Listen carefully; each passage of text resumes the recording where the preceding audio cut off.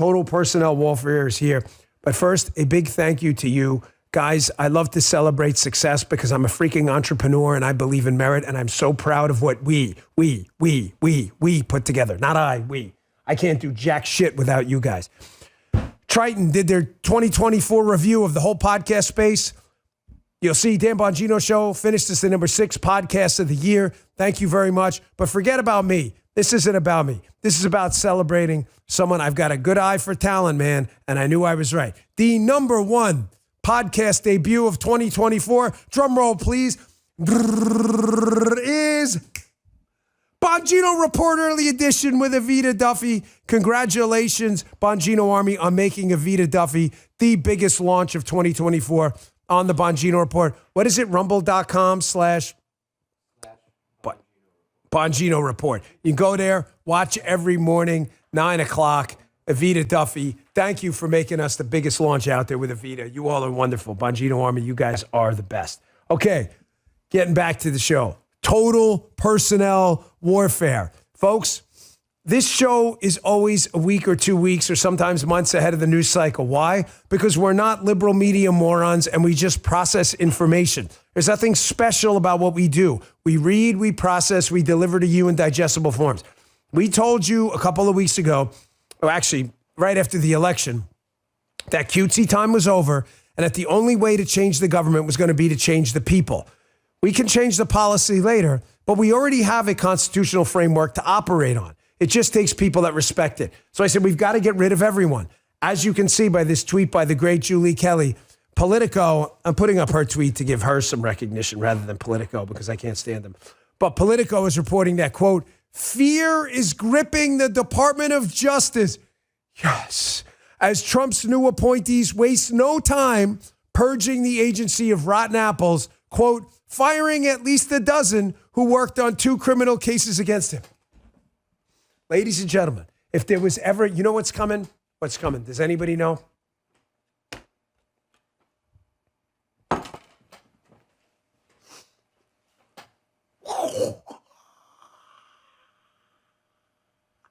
You ever see the Bruce Lee movies where after he kicks your ass and he punches you, he stops and flexes the biceps in the pose and he makes the face, he goes, whoa.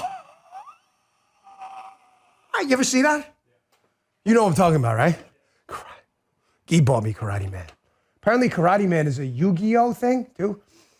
Karate Man. If there was ever a Karate Man, it's here. Folks, listen, Langsdorff, Trump ain't fucking around. I don't know when you in the media and you clowns on the left and you, oh, look at that, Karate Man, Karate Man, blowing up the chat again with Karate Man. Of course, a couple of people put a couple of Rock'em Sock'ems in there, too. That's appropriate, too. Rock'em Sock'ems. We have the Donald Trump Rock'em Sock because I broke the actual thing. We have liberal screaming Karen or Margaret Rock'em Sock.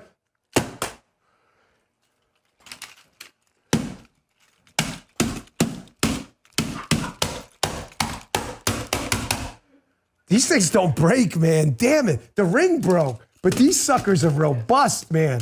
The Rock'em Sock'ems. Yes. This is how we fix this place. You are not going to fix shit if we do what we did in 2016, where we change a bunch of policies and laws and then get a bunch of people in there who want to slow walk everything. We're not going to change shit. Trump is not fucking around, man. People are getting let go left and right. And media folks and libs, get ready. We are in stage 1 of the FAFO agenda, and you're just FOing now. There is a lot more FOing that's going to happen. The FOing hasn't stopped. It's not going to stop. The Trump administration is starting to realize Rock'em Sock'em robots is the only way to go.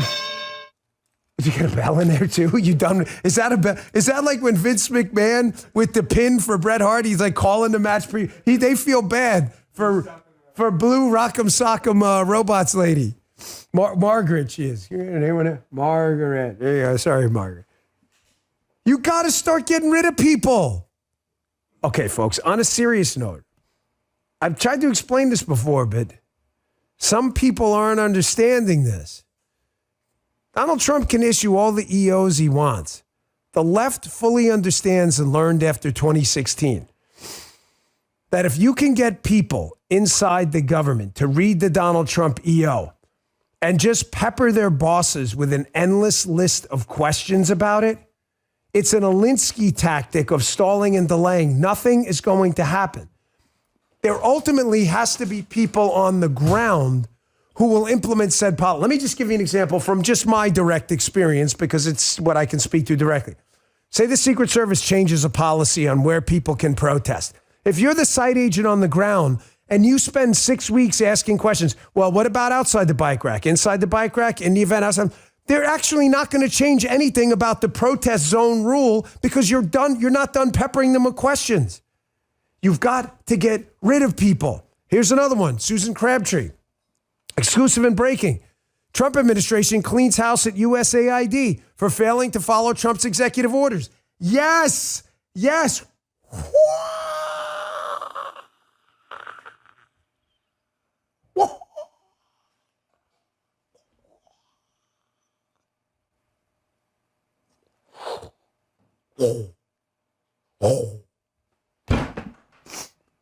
People's elbow. Give Justin a shout out too. This is how it goes down. Trump issued an executive order, and he suspected, according to Susan, that people are conspiring to circumvent his EO on halting federal funds to oversee programs and DEI initiatives. Okay. They chose to what? They chose to fuck around. And Donald Trump had them find out. We're not asking. Listen, guys, I don't know what's going to happen in the midterms. I don't know what's going to happen in 4 years. I'm not some Eckhart Tolle guy. However, the now is all that matters. The only power is in now, right? We live in the now. The present is just time flushing over us. We're always living in the present. And right now, we're in charge. So right now, we've got to do shit. And this is how shit gets done. You want to keep messing around, you're going to find out because Liberation Day is here. And this is what it feels like. I want to give you a quick update, too, on a very important case because Donald Trump and his team, I know, are demanding answers about this. And this is another reason we cannot let up on Kash Patel. The exact same heat you applied to get Pete Hegseth to be Secretary Hegseth, you have got to get for Kash Patel to be FBI Director Patel. You're never going to get answers about who the January 6th pipe bomber was and the full identity and the full story about how an inside job, what if an inside job this was, if we do not get Kash in. Here's Julie again at Julie_Kelly 2. You should follow her on X. Exclusive. New House of Reps report into unsolved J6 pipe bomb reveals a once vigorous FBI investigation stopped in early 2021, despite initially devoting massive resources into finding the suspect. Now listen to this. Listen to this, Bongino Army. Are we right or are we right? Now agencies are refusing to cooperate with the House inquiry. Folks in the chat, tell me what happened, please? You already know the answer. Why was it a vigorous investigation early on? Because they did not know, not everyone investigating it knew it was an inside job. I'm telling you, I have a federal agent who was there. I have photos to prove it, who was given instructions to go and be involved in this investigation and was, quote, told to stand down just days later once they felt they had some good leads. Because the FBI knows who this person is, and it's an insider. They just don't want you to know who it is because it will blow up the entire January 6th insurrection narrative. You're going to start asking once you find out who really incited this, quote, insurrection. Agencies are refusing to cooperate with the House inquiry. Gee, I wonder why. Listen, what has two thumbs and beats this dumbass news cycle every time? This cat, okay? I'm telling you, this is an inside job. Cash the freaking check and take it to the bank. That's why they don't want you to know who it is. You want to find out? We got to get Cash through. You want it buried forever? Let them bury Cash. Man, that was a fiery open. I can tell because we got 123,000 and we're only 13 minutes in because the Bongino Army, You guys kick ass, man. We're #1 live stream yesterday with 163,000. You guys rock, man. Keep kicking ass and taking names. I'm honored to be a part of this. Freaking great. We're in charge now. We're in charge. Folks, speaking of personnel being policy, immigration, cutesy time is over. Borders shut down. And I'm going to tell you something. We've got an absolutely incredible 1-2 punch of personnel or policy on the border front that are going to change this country moving forward. You change our border and get us back to a public safety, secure border initiative moving forward, the entire country is going to change. Tom Homan and Steve Miller. You want to talk about an incredible 1-2 punch for this FAFO administration? Watch Steve Miller yesterday expose this Bush League media bullshit. They're already trying the narratives. Oh my gosh, some lady was crying because she wasn't allowed in the country illegally. So? Here's Steve Miller, and he exposes this reporter's tactic of framing the questions to elicit an emotional response. Folks in the chat, do we care about emotions? No. What do we care about? Fire it up. Who gets it first? What do we care about? I don't care about emotions at all. Who is it? Someone do it. Hell no. Hell no. What do we care about? Who's got it? Oh, man, you guys are quick. Oh, wait, I got one. Billy Beans. Maybe a Moneyball thing going on there. Says outcomes. You are correct. And what is the outcome we want? We do not want illegal aliens in the country because it's illegal. Here's Steve Miller exposing this hack. This is glorious to watch. This is how you handle left-wing lunatic reporters. Check this out. There's a report from Chicago that there were ICE agents that were turned away from a Southside elementary school earlier today. Is targeting of schools, targeting of things like this, something that the administration is comfortable with and will continue with? I think the framing of the question is wrong. If there's a law enforcement activity that's taking place in the school, then that would be for the protection and defense of the child. As you know, there's an epidemic of child trafficking and labor trafficking in this country. When federal law enforcement officers are turned away from a school, it is the act of turning them away that endangers the lives and safety of children. We've seen, as you know, 500,000 children trafficked over a 4-year period in the United States. This administration is going to investigate every instance of child trafficking, labor trafficking, sex trafficking, child smuggling, and all the attendant crimes involved in that. And our message to everyone in the country is to cooperate fully with Immigration and Customs Enforcement so that we can end the scourge of child trafficking and child abuse that has been endemic these last 4 years. I've got to give a shout out in the chat to Retro Whiskey, who has the line of the day so far in the chat, citing the new viral meme from yesterday from Vice President Vance, which is, I don't really care, Margaret. Don't really care. You want to break the law? Oh, I'm going to hide that. Thank you, Retro Whiskey, kicking ass and taking names. Member of the Bongino Army. Love you guys. I don't really care, Margaret. There's a way to not get locked up outside of a school or a hospital or even, what do you think, you're going to go hide in a school?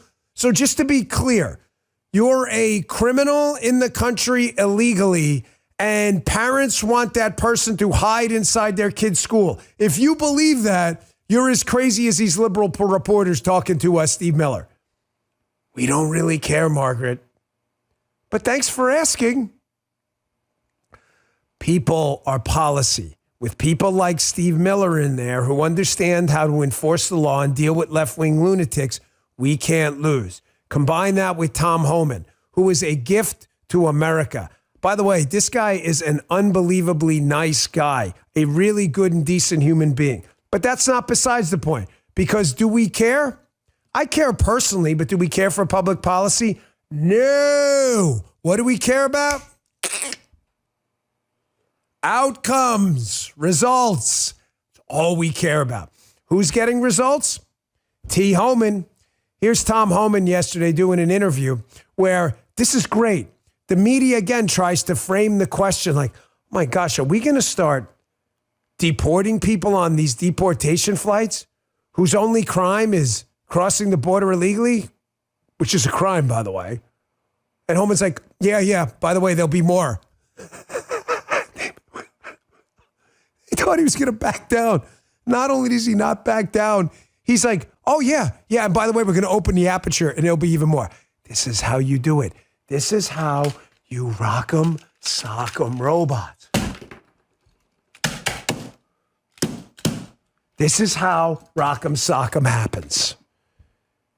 They hit you with something, you hit them with something even worse than when they hit you with, so they don't even know how to respond because they thought you were going to back down. Watch this. I want to go back to those military flights going south. As you said, we have never seen that before. Is that going to be a constant commitment from the U.S. military every single day to take deportees out? Yes. So is this what we will see every single day, ending in what the president has promised is millions and millions being deported? Yes. But you're going to see the numbers steadily increase, the number of arrests nationwide as we open up the aperture. Right now it's concentrating public safety threats, national security threats.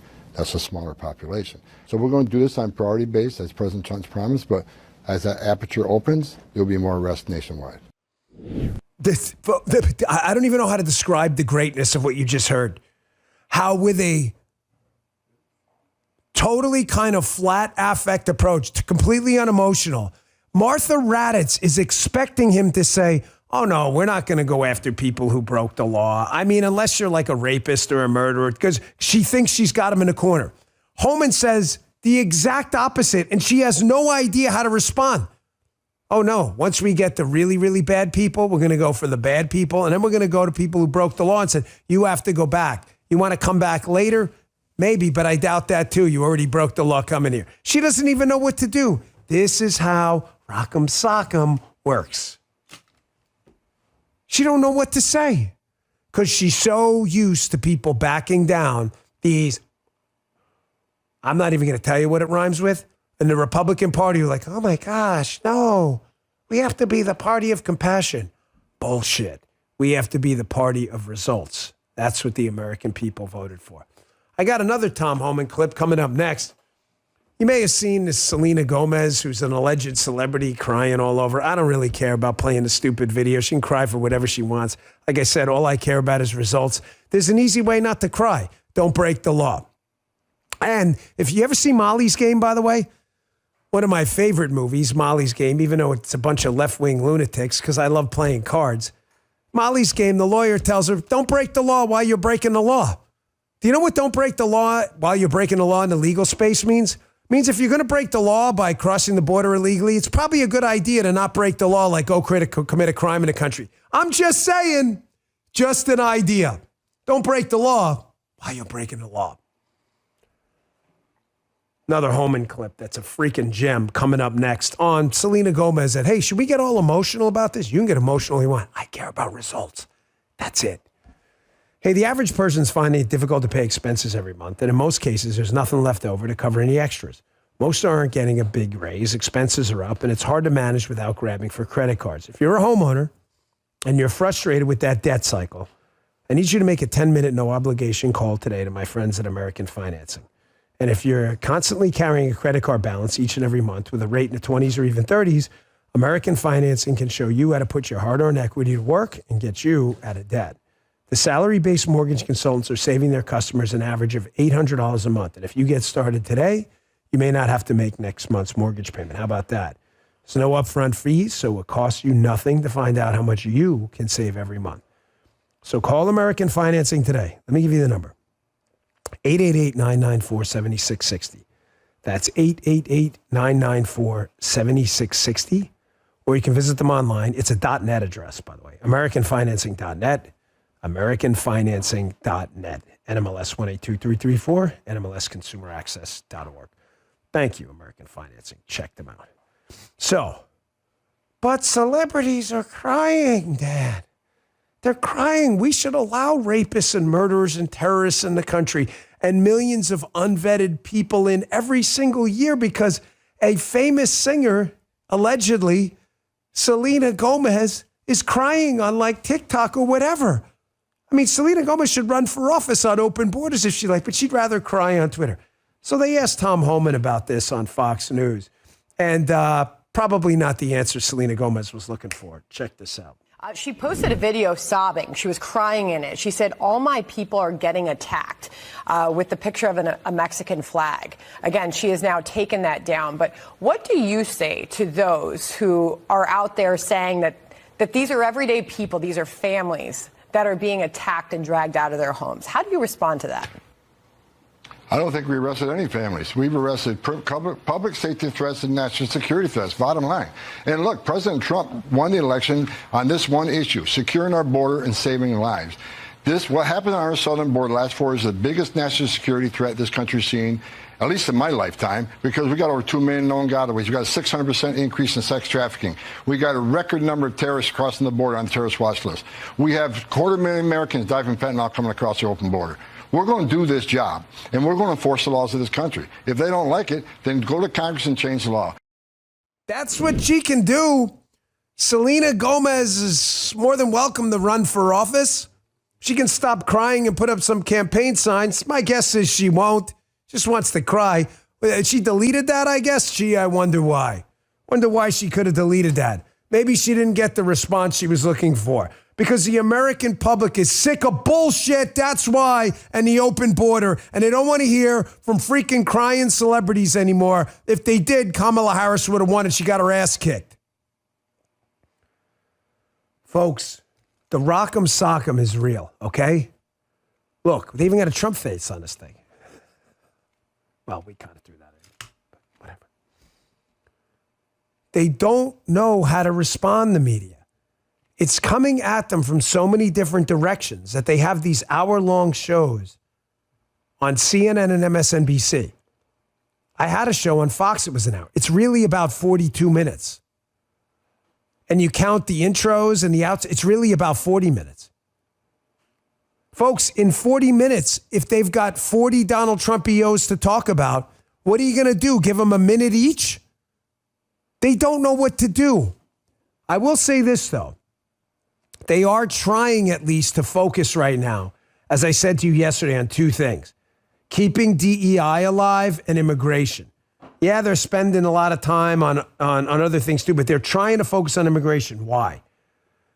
Because, folks, once they lose their demographic destiny, generational war, to pump the country full of illegal immigrants so that they don't lose population in liberal states, lose the House of Representatives and the Electoral College, they talk about it all the time.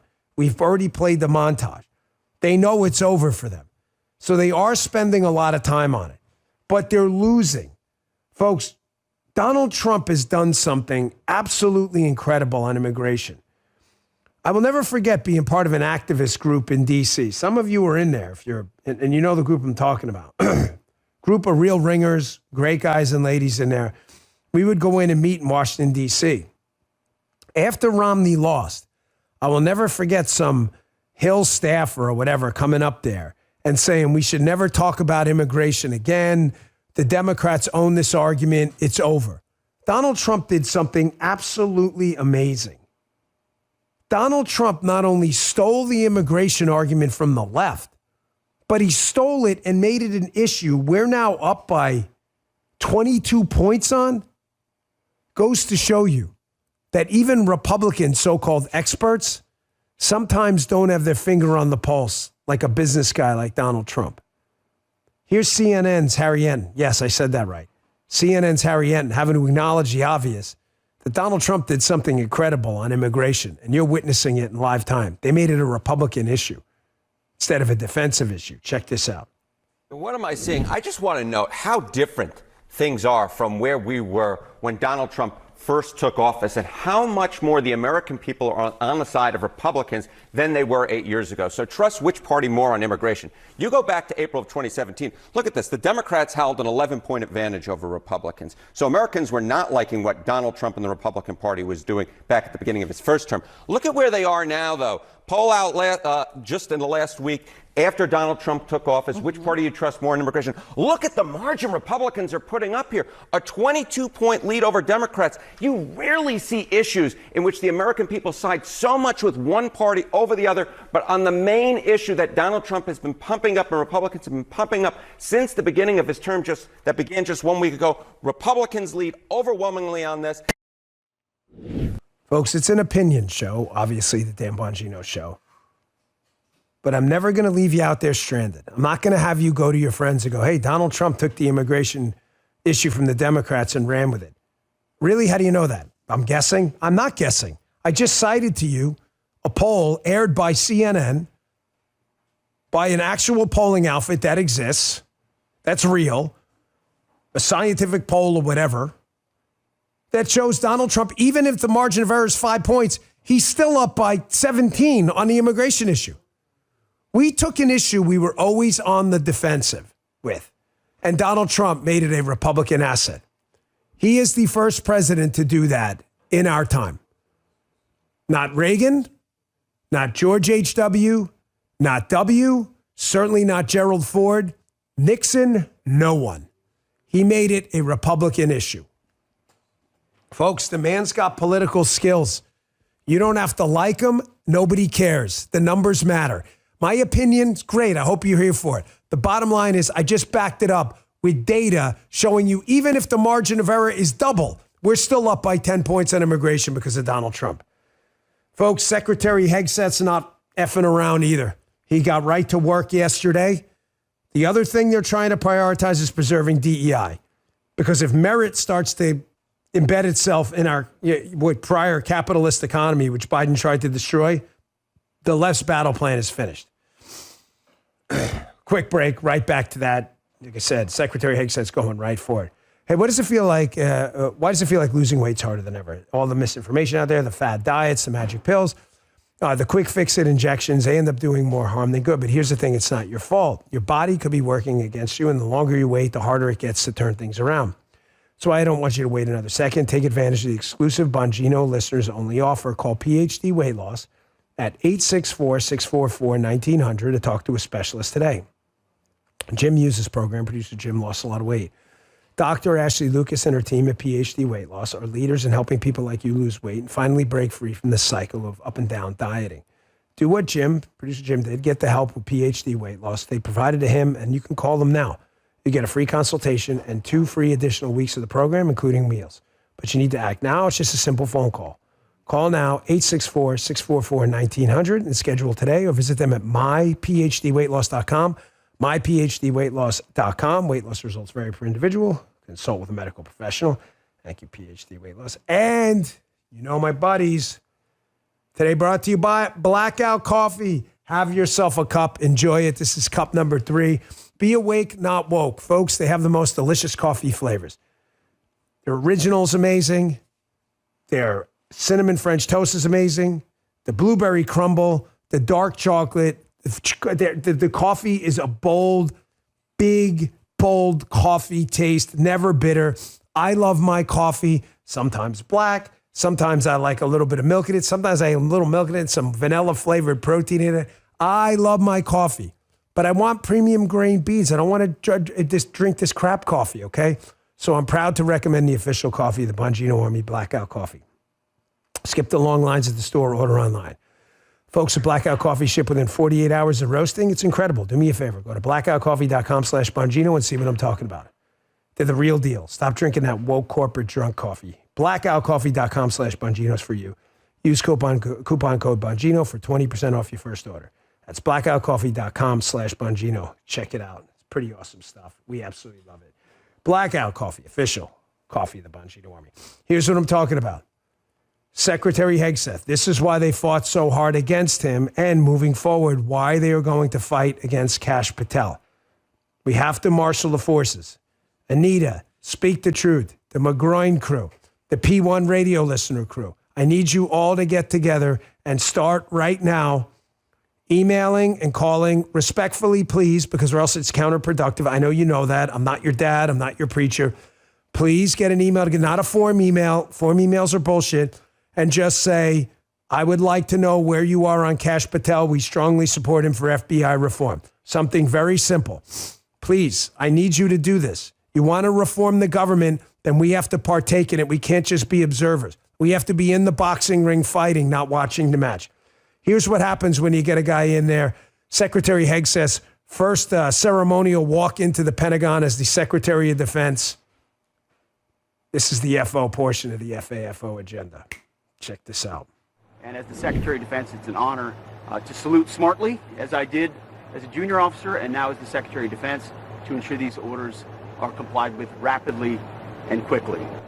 Every moment that I'm here, I'm thinking about the guys and gals in Guam, in Germany, in Fort Benning and Fort Bragg, on missile defense sites and aircraft carriers. Our job is lethality and readiness and warfighting. We're going to hold people accountable. I know the chairman agrees with that. The lawful orders of the President of the United States will be executed inside this Defense Department swiftly and without excuse. We will be no better friend to our allies and no stronger adversary to those who want to test us and try us. So, Mr. Chairman, thanks for welcoming me today. I look forward to serving the troops, the warriors of this department. It's the honor of a lifetime, and we're going to get to work. God bless you all. You see what happens with Liberation Day? You see what happens when this Bongino army decides we're going to get something done and not just talk about getting something done? These orders will be executed swiftly and effectively. And I noticed Renegade X-117 and Nero Bastiat, I like that. You both picked up on something. Some of you may have picked up on as well. Secretary Hegseth referred to these military facilities by their proper names, Fort Bragg and Fort Benning, because that's what they are. Not their names like Fort Peace, Love, and Happiness. I'm not even going to mention it. Fort Liberty, but that's not the name. That's not the name. It's Fort Bragg, and it's Fort Benning. That wasn't an accident, by the way. Secretary Hegseth is a very, very, very smart guy. That was not an accident. This is a section can we get a little liner for this? Can we put something together? Can we get a so much winning alert thing? Ladies and gentlemen, again, this is the so much winning, like rock'em sock'em part of the show again. Started out with it. I can't get over how much winning. There's so much winning happening. Like, people, are you tired of the winning? Are you shitting me? Am I tired of winning? We are just stage 1 of FAFO. How many stages are there? I don't know, bro. I don't. Wait, yeah. This is why Michael's a math major. He's kind of funny sometimes, too. I just asked the question, how dumb? How stupid? If the agenda is FAFO, and I'm asking you how many stages of FAFO, Michael's like, did you not pay attention to the find out? You're going to find out.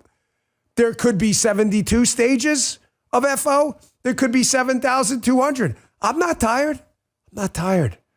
Keep it coming, man. I am an endless spool of energy. I was sick last week. Don't give a shit.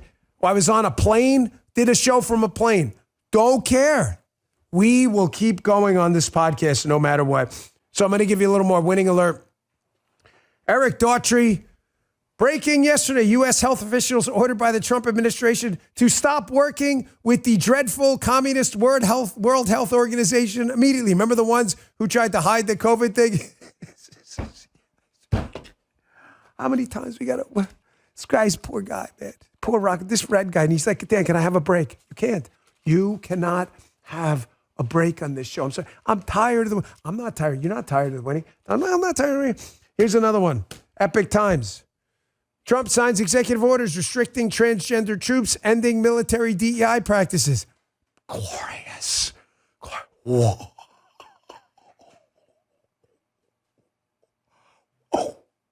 Karate Man's easier when your lungs aren't infected with the deadly pustulatums that I have been from the deadly bioweapon sprayed on all of us at the inauguration.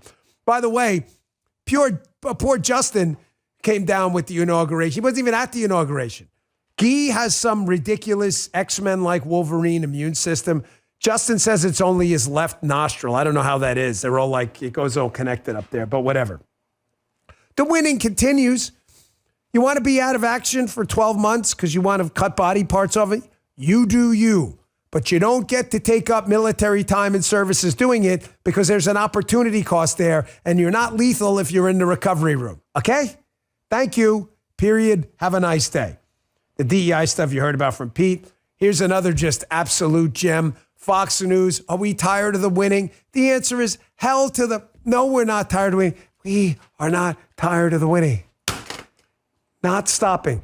DOJ fires more than a dozen key officials on former special counsel, I'd say special tyrant, Jack Smith's team. That's glorious.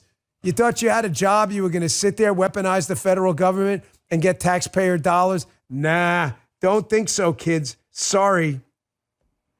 Matter of fact, the winning gets even better.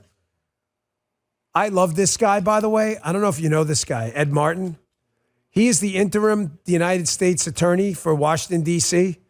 What did he do? Imagine how much it pained the Washington Post to write this headline. He launches a probe of the January 6th prosecutions. Talk about flipping the script.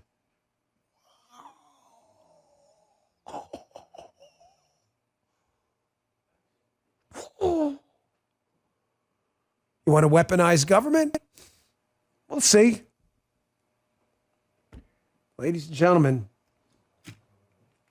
I guess we will find out, as Michael said, how many stages of this FAFO agenda. Red Rocker, by the way, Donald Trump has side control right now for you Brazilian Jiu-Jitsu guys. If you see that, Michael, you know side control? He's that. Maybe I would do the knee on belly, but the knees don't bend. So, but he's definitely dominating in side control right now. He's doing the elbow shiver in the neck too, which is really hurts. That's like considered cheap. Here's another one. Hat tip Maze Moore on this one. Great account to follow on X, MAZEMOORE. Fantastic follow. Got to give shout outs to people, folks. We're not the only ones out there. And a lot of people steal Maze Moore's content. It is not right. I see it on Twitter and X all the time. It's their account over there. Should cite it. But it's just interesting now, all of a sudden, that Ed Martin's going to be looking into the prosecutions and the weaponization of government during January 6th, how the Democrat story is now changing. And there is no better example of a fraud on weaponized government than Adam Schiff. Watch this about 30 seconds, and you'll see what I mean. Again, hat tip Maze Moore. Check this out. On the day Donald Trump leaves office, the Justice Department may indict him. Very strongly in favor of indicting the president when he is out of office. I don't think the incoming president should be threatening his political opponents with jail time. That's not the kind of talk we should hear from a president in a democracy. This is why you ignore left-wing and media imbecile commentary on all this stuff. They are frauds, phonies. They have zero credibility. You do exactly what Homan did at the beginning of the show on that interview. You guys are going to deport people for breaking the law? Yeah, it's actually more than you think. Actually, even more people. That is how you handle this. More. Kylo Ren Moore style. We get a lot of play with that on X. People love the Kylo Ren Moore. They love it. Because Liberation Day has arrived, folks. Rock this shirt everywhere. It'll piss off your liberal friends if you have any left. Do me a favor. How many of you people in the chat, you Bongino Army members out there, how many people go to the gym? The gym is the best place to wear this because liberals, you won't usually see a lot of liberals in the gym because they're not into work and stuff like that. But they are allergic to the gym and lifting weights and everything like that. But you will see a few. But the good thing is you'll have a lot of backup because even in liberal cities, like 60% of the crowd will be people at least leaning a little conservative. Liberation Day, it has arrived. Store.bongino.com. What? Oh, yeah, look at that. You can move the Chiron up like that? Look at you guys. Nice. This was my idea, by the way. I just want to say, Paula had 90% of the ideas are Paula. She'll probably hate me for saying this. I love her to death. But they're like, you know what? We got to do another shirt. We got to celebrate the election. But I don't like to just randomly throw shirts out. When Donald Trump said we're going to declare this Liberation Day, I said, that's it. That's it. All right. Cutesy time's over. I got to talk to you about something serious here, right? Justin's like, what? You know, I spoke about my weekend update yesterday, which I do on Monday. Some guy got all pissy with me, by the way. Sent me like this Facebook thing like, Dan, I'm like 5 minutes in and you told us about a weekend. It's the freaking Dan Bongino show. I spend 5 minutes on Monday talking about things I think are interesting. And then all week we talk for 4 hours between radio and podcast about every single how many political issues we get to already today? Polling, FAFO, Miller, Holman, Julie Kelly, January 6th, USAID, Pete Hegseth, WHO. We cover the issues. I want you to know who I am. We spend 20 hours a week here together, okay? So if you don't like it, I'm sorry. It's an airport. You don't have to announce your departure. Find a different show where they just read headlines. That's on me, okay? He's right. No, it definitely was a Vols fan. Definitely. He didn't like the game this way. That's okay. We love our Tennessee crew, but that guy clearly didn't like the show. But I was down in Auburn this weekend, or I live in Florida, but we all know, like, South Florida is not the most southern place on planet Earth. It's northern Florida is. But, folks, I really love the South. And you guys and ladies out there, I'm really envious of everything you're about. Your emphasis on faith, on family, on community. It is complex in its simplicity. Does that make sense? And I'm not trying to write bullshit poetry or sound overly verbose. It's elegant in its simplicity. I'm really envious of you all. I have a point to this, though. It's not just to reminisce about my weekend that I spent in Auburn and how lovely the people were to me and how I just feel like it's become just this adopted home. By the way, if you're not considering sending your kid to Auburn University or, Alabama or another place like that, then you're making a huge mistake. Auburn is a magical place, and your kid should be visiting there. They respect free speech. They love God down there. I give a speech down there, there's not a single protester that shows up. Not one. It's a packed house. Not one. But whereas this Queens-born Yankee can tell you that, these media people hate you. They do. And it's really disgusting to watch. They think because you speak with a Southern accent that somehow you're stupid, you're backwards. They do. They don't understand how deep and complex you really are. Let me tell you something. When the shit hits the fan, I want a Southerner with me next to me. I don't want one of these media losers. Did you see this clip from Margaret, the new Karen Brennan, and J.D. Vance? I didn't play this one yesterday. I want you to listen and watch the disdain in her voice and the look in her face as she talks about people from Mississippi, Kentucky, Alabama. She talks about you like, you guys need FEMA. You're just too stupid to figure this out on your own.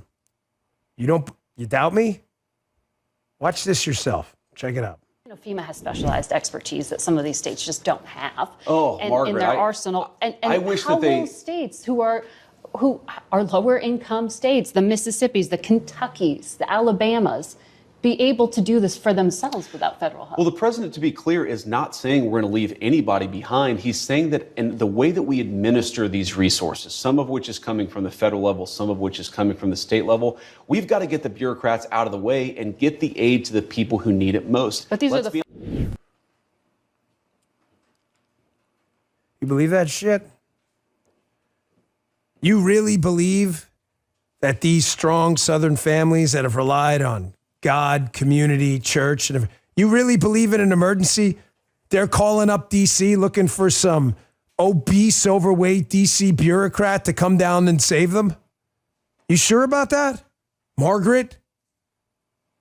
And by the way, this isn't a geography thing. I'm going to be candid with you. It's not about the South.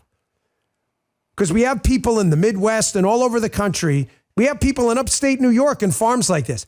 It is not about the South. It's just that the South can be very self-reliant. This is a battle against self-reliance. It has everything to do with the war on the Second Amendment and everything. The left doesn't care about guns. They have their own bodyguards with guns. They don't. They pretend to. They don't want you to have a gun because they want you relying on the government for everything, including your protection. The left hates self-reliance. Because you cannot institute a system of collectivism and communism if people like people in the South and the Midwest are not dependent on the government. But I want you to watch these two videos, and I want to ask you a very simple question.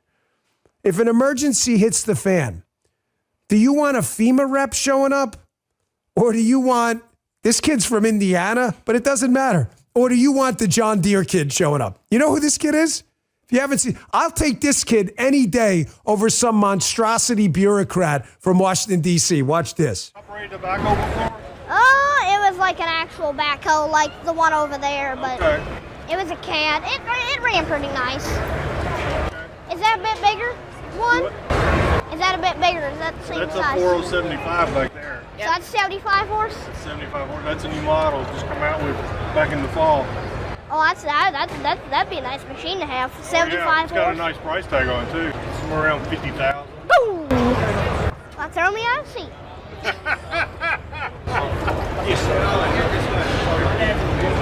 I like that it's got stabilizers, so if you're digging something really hard, you don't tip one way.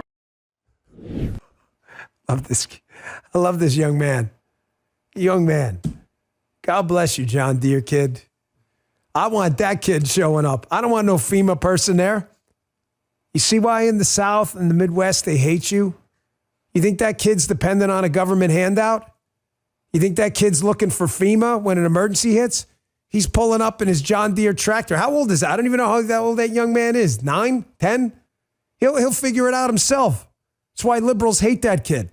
This is who the liberals want showing up in an emergency. You see this picture from last week?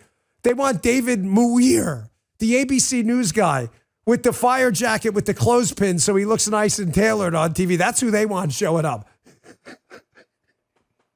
I'll take the John Deere kid any day of the week and 7 times on Sunday. You want media people and liberals showing up in an emergency? Folks, media people can't even do freaking journalism. And I can't think of a better time to highlight their malfeasance. Because this reporter who called me the other day, he asked me, Dan, you've been doing this now for 10 years. The podcast was started in 2015, so it's our 10-year anniversary. It actually is in like February, I think. We should do a big thing for that. It's February is our actual 10-year anniversary. He said, what stories resonate the most? Tell me if I'm wrong. I said, you know what my audience loves the most? When we expose you media buffoons. And he laughed. I said, no, I'm not kidding. There's no better time than now. The media criticizing you folks in the South. Rock stars. God-fearing parents, moms and dads. Than to play this little montage. Maybe the media should stay out of emergency planning, government spending, and everything else, and actually try to do journalism first. Here's the media about their predictions about elections. You can see how right they always are. Check this out. He's not going to be president. Donald Trump is not going to be president of the United States. Take it to the bank. Okay. I guarantee it. All right. I think if he becomes the president, he'll make it great because the States is already great. I think that man will be president of the United States right about the time that spaceships come down filled with dinosaurs and red capes. On that note, Tom, Take it from me. How about that? Cheers, Tom. And then, of course, there's Donald Trump. Donald Trump has been saying that he will run for president as a Republican, which is surprising since I just assumed he was running as a joke.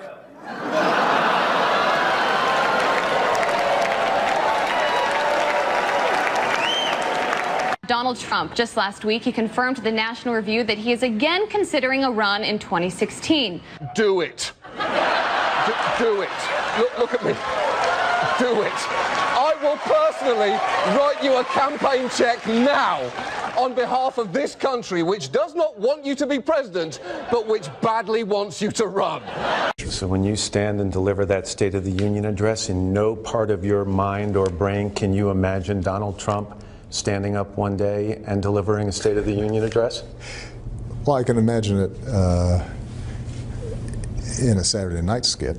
I continue to believe Mr. Trump will not be president. He will never be president of the United States. And we better be ready for the fact that he might be leading the Republican ticket. Next. I know you don't believe that, but I want to go on. Sorry to laugh. Next. Just a suggestion to the media folks out there. If you don't want to be a laughing stock, then stop making yourself a laughing stock. I saw the hapless Chris Cillizza today put out on Twitter that he can't believe he was so misled and that Donald Trump was right about the lab leak and Fauci was wrong. Chris Cillizza, the same guy who in the infamous Washington Post headline with Aaron Blake from back in 2016 during the election wrote, Donald Trump's chances of winning are approaching 0. Why is the Dan Bongino Show the #1 live stream in America pretty much every day? Ladies and gentlemen, the formula is not complicated. Keep people entertained, Keep them educated on the issues. Keep the information flowing, and don't bullshit them. It's really not hard. Why are people tuning out of the New York Times, the Washington Post, CNN, Chris Cillizza, MSNBC, and others? Because they're tired of your bullshit.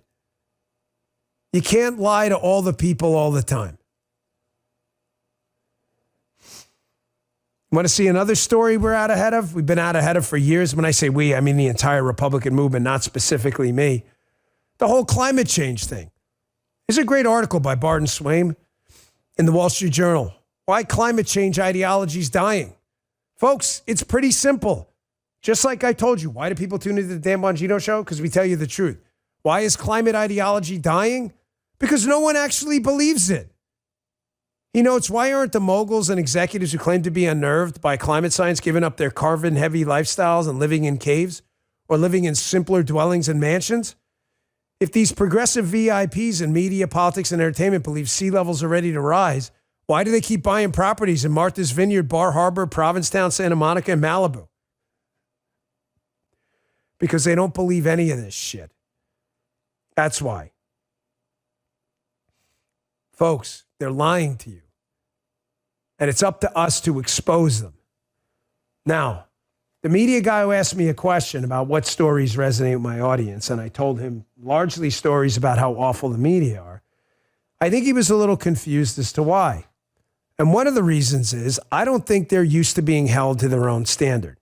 So the fact that I take Alinsky's rules, notably Alinsky rule number 4, and I make the media live up to its own standards, if you're going to call us out for misinformation and disinformation when we're right, we're going to call you out and hold you to that standard when you're not right, which is often.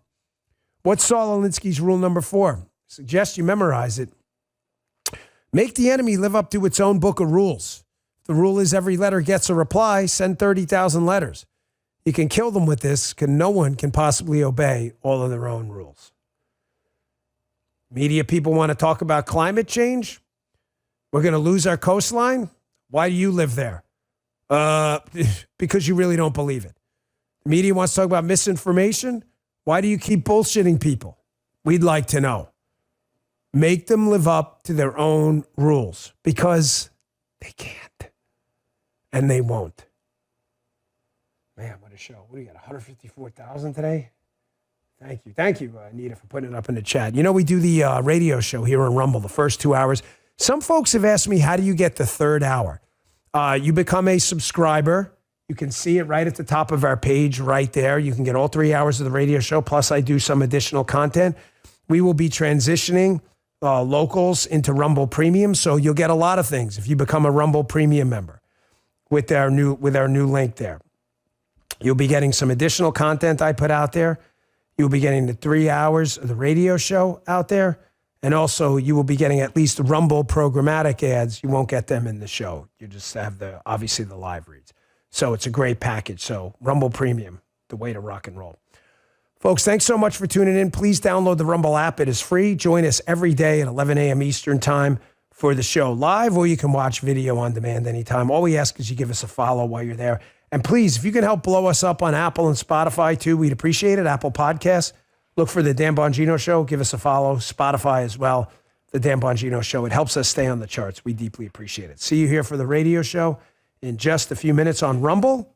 And I'm back here tomorrow at 11 a.m. Eastern. See you then. Welcome to Tucker Carlson today. So on our nighttime show not long ago, we were doing a segment on the mass incursion, that's not an overstatement, of men, biological men, into women's sports and their sudden dominance in women's sports, and asking the question, what does this mean for actual women who are trying to compete against other actual women without the biological advantage of massive upper body strength? In the course of that script, we threw to a soundbite. It was shot in March of 2022 at an NCAA swimming event in Atlanta, Georgia, in which Leah Thomas, a biological man, was competing against women. Now, it's shot in the stands, and there's a woman sitting there with a foreign accent, you'll see it in a second, from the UK, and a transgender rights person comes up and starts interrogating her about her views. This is her response. Here's the clip that we played. Watch. I'm a woman. That is not a woman. Can I ask you a question? That is not a woman. Can I ask you a question? Do you have ovaries? Can I ask you a question? Yeah, go on and ask me a question. Are you a biologist? Oh my God. God, don't be ridiculous. I'm not a vet, but I know what a dog is. Are you a biologist? Don't be ridiculous. I'm not a vet, but I know what a dog is. That was like the greatest distillation of common sense we've seen in a long time. And so we immediately started to find out, who is this person who would say something like that? And that person turns out to be Kelly Jane Keane. She's founder of Standing for Women in the UK. And we're very happy to have her in our studio right now. Kelly Jane Keane, thanks so much for joining us. Oh, thanks so much for having me. I just love that clip. First of all, because you approached it with humor, which is crystallizing, clarifying. Like you just. So who are you, and how did you wind up there? Well, I'm a women's rights campaigner, and I've been doing this since about 2015, and very seriously since 2018. And this sport issue in America really crystallizes exactly what's going on for the masses in the fact that men can't actually be women. Wait, so how did you wind up? So feminism has been a force in the West, in the United States, and the United Kingdom for 60 years. But with the addition of this new wrinkle, this idea that people can change their biological sex at will, it's really kind of short-circuited the whole feminist movement, and most of the established feminist groups will not touch this at all. Yeah. In fact, they're on the other side working against women, I would argue. How did you get involved in this? Well, I think it helps that I'm not actually a feminist. Okay. And I'm not a feminist for a multitude of reasons. One is that I don't think it's very helpful to bring all women into looking at their rights if we decide that we ring fence it with the word feminism. The fact that feminism right now is pro-sex work, pro-trans, really anti-women in many aspects, Yes. also helps me not identify as a feminist. If you're for prostitution, you're probably not on the side of women. You're on the side of the pimp. Yeah, totally, 100%. Yes. Yeah. It's so again so nicely put. Thank you for sex work. My God. But what were you doing? Like, how did this grab your attention, and how did you decide this is important enough that I want to get really involved? Well, my organisation, Standing for Women, we've been working in the UK, and we've fully acknowledged that a lot of this culture is coming from the US. A lot of the money's coming from the US. A lot of the pharmaceutical power is coming from the US. And so I can put out fires in the UK, but really it's all coming from the United States. So it has to be fought here. Well, I think you're exactly right, and it's our ugliest, most destructive export, and that's saying a lot. I would say even worse than our armaments that we send abroad, because it corrodes the human soul. But were you aware of this? Yeah. Have you been aware of this for a long time? Yeah, 2015, I came across this. So I was in an online women's group, and then it was being populated by lots of men. Now, I would call those men autogynephiles, which means that they are very happy with themselves embodying female clothing and identities. And by happy, I mean aroused. And so it just became populated. And when I raised the question, like, are these people women? The vitriol was just something I'd never experienced, both from women and these men. And so I thought, well, I can't talk about it, so that's all I want to talk about. And I was a stay-at-home mum, happily married, stay-at-home mother of 4. And then this came up, and I was like, I'm just not having it. What did they say? So you asked, as you just said, a simple question: Are these really women? Mm. And what was the response that you got? Yes, you're evil, you're a transphobe, you're a bigot, you're hateful for even questioning men that really did look like 60-year-old men in women's clothing with their self-focus pictures and, this exchange of women fawning all over them. It's really bizarre. And I just thought, look, I'm just not having it. I've got 4 kids. One of my children is a daughter. And I'm just not having it. She deserves to go wherever she wants, female-only spaces, and expect not to see a single man in that space. That's not too much to ask. No, I think it's kind of been the arrangement for all human civilization. And so you say that. I mean, I don't think that's a radical or, quote, anti-trans statement. Did anybody say, that's a fair point? No, you're not allowed to say it. And I was on the left. And so it's specifically in lefty groups, the vitriol was unbelievable. So I would have this question: does my 11-year-old daughter have the right to use a female-only space and not see an adult male appendage? if I put it that way. And I was told, no, you're raising a transphobe. She's a bigot. She's a pervert. If your daughter was looking at people's genitals, I'm serious.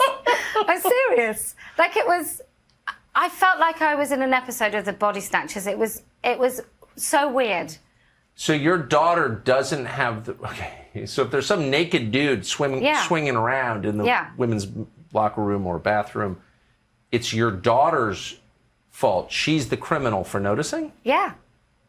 Yes, 100%. Yeah, that's how mad it is. You can't question a single tiny element of this dogmatic, quasi-religious movement, because if they answer truthfully anything, it's game over, because it's not real. It's not real. That is absolutely the most basic observation about it.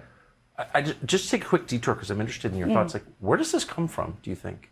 I mean, it comes from the U.S., you're absolutely right. But what would take a perfectly sensible, rational, middle-aged adult and transform that person into, like, some weird programmed cult member? I don't know. I wonder if there is a general infantilization of a population in which you can convince them of this stuff. But then, if we look in history, it doesn't take that much to convince a population of something preposterous or evil. You know, I'm not saying that this is like Nazi Germany, but perfectly reasonable people became tyrannical, evil humans and participated in something just so vile. I don't think it's beyond the wit to look at history and think, we've always been able to do this. I mean, we've just had it with the pandemic. You know, there are easy ways to convince people to do stuff. What worries me is that so many are willing to do it without even thinking. There's no thinking. Like, really, does a little girl not deserve the privacy away from a grown man? Or even just women? You know, don't I have the right to be able to get undressed somewhere or go to the loo without worrying that there's a man in that space? Like, how insane. So you were a Labour voter, I assume. I was, yeah. Yeah. You say was. Is there anyone, is Jeremy Corbyn on board with this stuff? Is there anyone in the Labour Party in the UK who's like, you know, I'm a traditional feminist. I'm like for women. Anyone left? No. Well, even if they are, they can't speak, because then they don't get elected and they get harassed out of their job. There's an MP called Rosie Duffield. She's spoken up a little bit. But I think I don't know whether I was a complete idiot, but I didn't realise the misogyny of the left was quite so rampant. And it is so rampant. Tell me what you mean. Well, very many of them are pro-pimp in the left, on the left, and they really are. They're pro-pimp and they're anti-women. They don't seem to think that a woman is allowed to assert what a woman is. You know, they do think that the dictionary definition of the word woman is a transphobic dog whistle. I'm serious. I don't know why I'm laughing. It's civilization ending, I would say. I know. I really do think these are the last days of Rome. Yes, I think you're right. So you start just making common sense observations about observed reality. Yes. What happens? Well, I get cancelled. So I've not been allowed to be on Twitter since 2018. Even the Mumsnet, the parenting forum, I'm banned from. But that was asking an MP to drink. I asked an MP, what is a woman? And I said, if you answer, I will drink a bottle of Prosecco through my nose, because I know you're not going to do it. And she didn't, and I got banned. Wait, you got banned for asking a member of parliament to define what a woman is? Yeah. Yeah. You radical. I know. I am practically evil personified. I'm banned from change.org. I'm not allowed to sign a petition on change.org. At all. I'm just banned from their platform completely, and Patreon. Oh, so you can't get funding either? No. On what grounds were you banned from those platforms? It's normally some sort of generic hate speech style email that I'm hateful, promoting hate. And it's hard to take this because it's so totalitarian. At what point did you intersect with law enforcement in the UK? So that was before I sort of had much of a profile. So 2018, I got a text. Who knew? I got a text from the British police saying they wanted to talk to me, and I just assumed it was a joke because I didn't know we were that badly funded. So they're like, we'd like to talk to you, and I just said to some friends, oh, I think this is rubbish. But no, the CEO of a charity called Mermaids, which I would define as a lobby group, promoting transgenderism to children. She reported me to the police because I said I thought it was profound child abuse to take her son to Thailand to be castrated and have sex reassignment surgery at 16. It was actually on his 16th birthday. She had her son castrated? Yeah.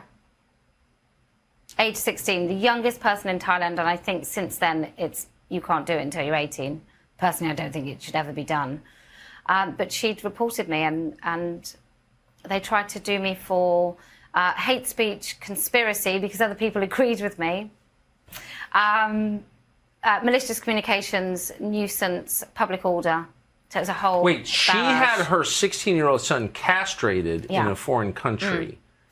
You said you thought that was wrong. The police visited your house, but did they? I mean, she had her son castrated, but no cops visited her house. No, because what she did was empowering. In fact, during the police interview, the hate crime officer, which is just a nonsense in itself, but the hate crime officer said, "Did you know that sex reassignment surgery doesn't include castration?" And I just thought, what does he think it is?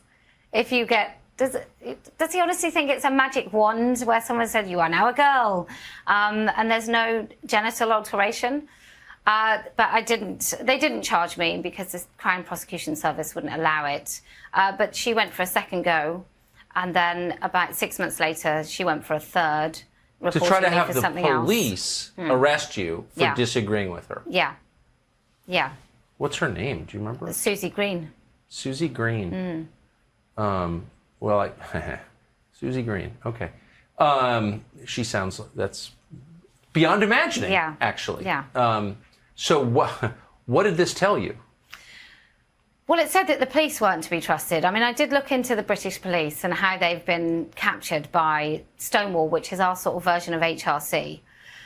And they pay a lot of money. Each force pays Stonewall every year to be part of their diversity champions. Now, one of the most alarming things I found out, what are nuts. diversity champions? Anti-women, pro-trans. It's just nonsense. It's Allowing no just diversity of opinion whatsoever. Pretty much, yeah. Yeah. Just box ticking, transgenderism, basically. But what's really sinister is in the UK, if I got arrested and the officer was a man who called himself a woman, he's allowed to intimately search me. So he's allowed to put his hands upon my person if he says he's a woman. And that's been happening since 2012, when an officer who called himself a woman took the police to court to have the right to put his hands upon women to do the full job as a female officer. Now, who in that courtroom is not saying, it's a bit dodgy? It's a bit dodgy that you want to touch women. You want to be validated in your place of work to touch women. Are there any politicians with power in the UK who stood up and said this is all really corrosive and bad? Well, there are some people in the House of Lords, but clearly they aren't at the forefront, but they are pretty remarkable, some of these older peers. They're beginning to say it. So we've pushed really hard in the UK, and now Boris has come out and said men can't be in women's sports, women have the right to have privacy and dignity on hospital wards and in refuges and so on. And he's also said that he doesn't think children should be choosing their sex. So we've done a great job, standing for women. We've done our billboards. Women wear these T-shirts. Women feel empowered when they see our stickers, which sounds remarkably kind of immodest. But if you're living in an environment where you can't speak, and then you go somewhere and you see someone with this T-shirt, right? I get letters from women where they say they don't feel alone anymore. They don't feel isolated in their beliefs. Now, because of all these threads, and there's other groups that do it, although not quite as well, Tucker, I'm not going to lie. But there's other women's groups. And because of all these different ways of attacking this issue, we have come to a point where our Prime Minister has said something pretty brilliant. I'm afraid the fight now really is here, because you don't have a president saying anything remotely brilliant. No, we have a president just the opposite, who is I don't know how closely you follow American society, but as our life expectancy declines and our economy unravels, he's spending his time lecturing us about how anyone who disagrees with him and agrees with you is a bigot and a hater and must be suppressed by the state. So we have just the opposite, actually, and it's highly, highly aggressive. So, but you came over, and I just want to again apologize for exporting that poison into your country, which doesn't deserve it. But you come over to the United States to follow this controversy over Leah Thomas and NCAA college swimming. Yeah. What do you think? I think it's great. I mean, it's awful. It's terrible that you've got these men in women's sports, and I know it goes throughout your colleges. Clearly, you have much better funding. It's much more at stake than, we're not particularly sporty. We don't really have the weather. So you are, this is big stuff. So this is great. This is a very good way of saying to people, look at the crazy stuff that's happening. Yes. It's big, it's front and center. He's not a small man. He's a massive bloke. Yeah. And so he is a massive bloke. That was my thought. And so it's good. It's good to see something so polarizing, I think. I think it shines a light. But you're suggesting that there are other battles that aren't getting the attention they deserve. You're mutilating kids. I mean, there's nothing funny about a 15-year-old girl in Oregon can have her breast removed without her parents' consent. This is being fed.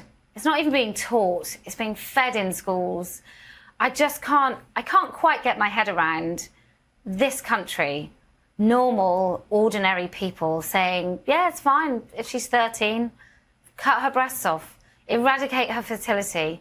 For little boys, make sure he never has a sexual moment in his life. We'll just eradicate his sexual function when he's like 9 years old because some Munchausen's by proxy mother just wants to feel a bit special, so she goes down that route. And if it's not these very dangerous, manipulative, crazy parents, then you've got lots of people making money out of surgeries and puberty blockers. You've got schools that are feeding it. You've got counsellors that will go along with it. You've got the state that will remove children. I mean, it's so barbaric and sinister and grotesque. I don't think most people believe it's even happening, because how could it? So I'm struck dumb by your articulate description of that. For our viewers who aren't familiar with the term Munchausen by proxy, will you explain that? What you think is happening here with the parents, the moms?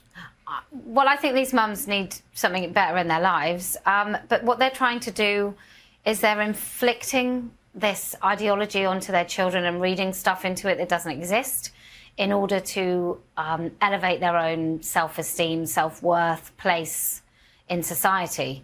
There is one child who's quite famous, whose name escapes me, I'm afraid, whose mother admits to beating him when he was a young boy for perceived homosexual kind of behaviours, so effeminate boy behaviours. She beat him because she couldn't bear him to be gay, and now she's one of the women championed for having a trans daughter. So her son, she's pretending to be a girl. Clearly there's some deep-seated homophobia there. And she's celebrated. And everyone's ignoring the fact that she really is a monster. Unbelievable. So Munchausen by proxy, as I understand it, is a syndrome wherein almost always a mother, a parent, sort of transfers neuroses onto a child in the form of imagined illness. Yeah.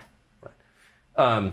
So one of the dynamics, maybe the biggest dynamic in the United States that prevents people from being honest about this is the conflation of trans issues with conventional gay rights. So if you have a country like ours, where most people sort of not against gay people and believe in equal rights for gay people, which I think is the majority view, if you attach the trans issue to that, if you object to the, castrating children or removing their breasts, then you're like anti-gay.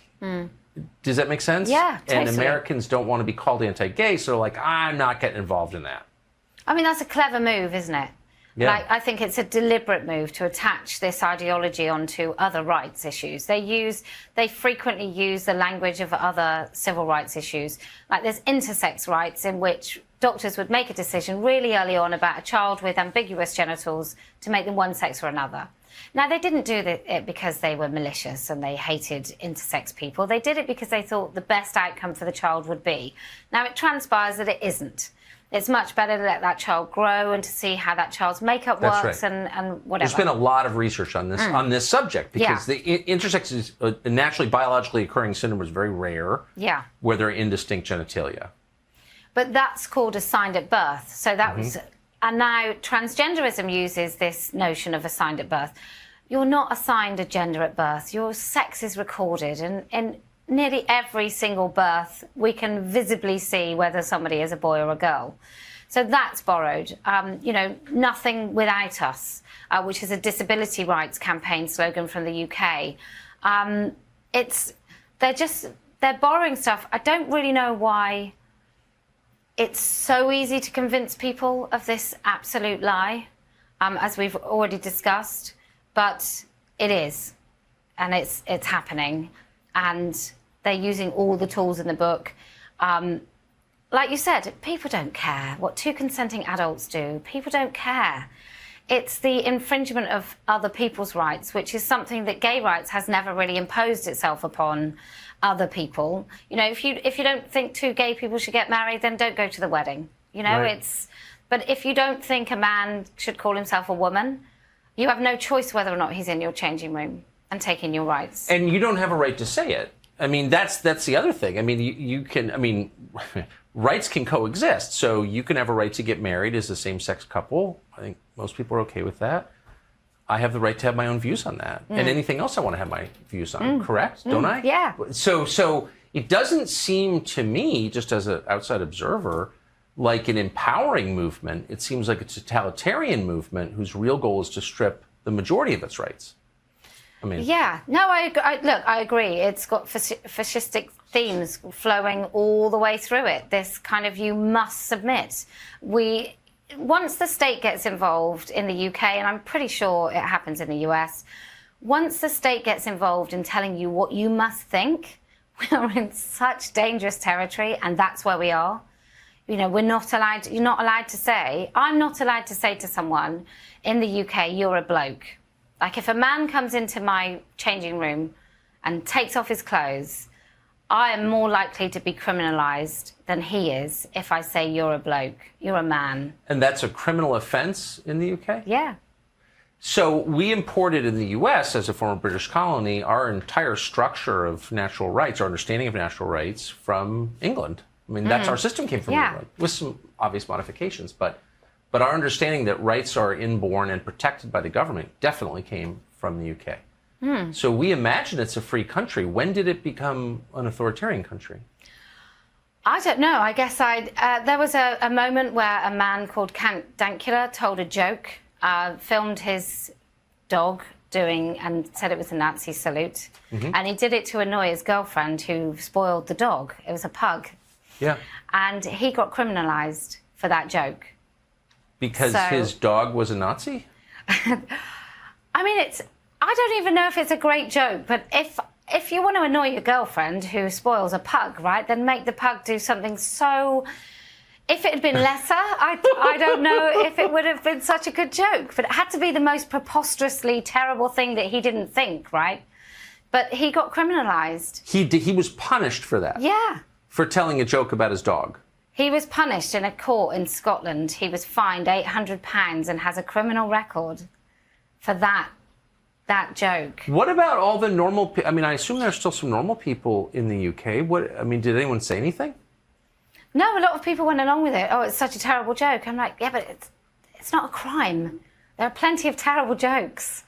It can't be a crime. You can't have that as a convicted. How were you on the left exactly? Well, you know, it was a rapid departure once I realised what was happening. I had no idea that I thought the left was about helping people at the bottom and bringing them up and providing them opportunities. I had no idea it seems to enjoy keeping people at the bottom in order to feel morally superior. That's how it now feels.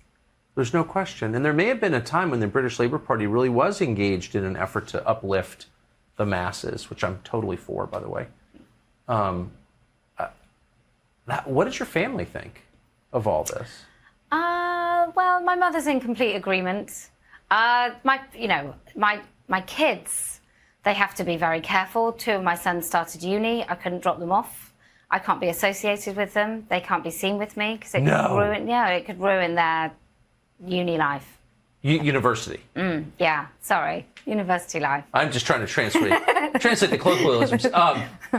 Really? Yeah. Because you're considered such a far out person. So if you know this issue, then it's likely you know who I am.